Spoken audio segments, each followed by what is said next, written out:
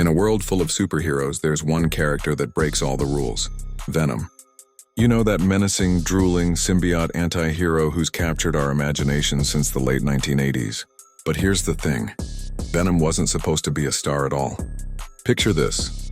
It's 1984, and Marvel receives a fascinating letter from a fan named Randy Schuler. He pitches an idea about Spider-Man getting a new black costume.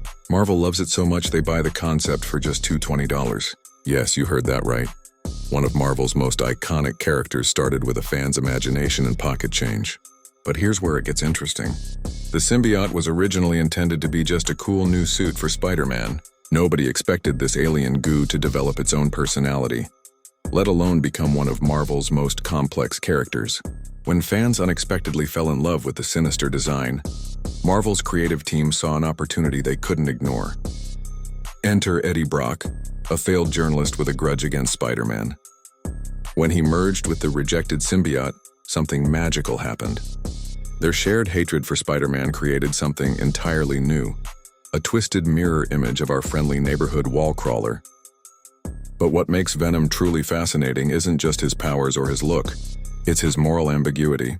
Think about it. Here's a character who starts as a straight-up villain but evolves into something much more complicated. One minute he's trying to eat people's brains, the next he's protecting the innocent as a lethal protector. It's like Jekyll and Hyde met a space alien and decided to become a superhero. Sort of. What's really captivating about Venom is how the relationship between Eddie and the symbiote evolved. They went from being a hatred-fueled partnership to developing a deep, almost touching bond. It's like the worst toxic relationship that somehow turned into something beautiful and meaningful. And let's talk about influence. Venom literally changed how we view anti-heroes in comics. Before Venom, most characters were either good guys or bad guys, but Venom? He showed us that sometimes the most interesting stories live in that gray area between hero and villain.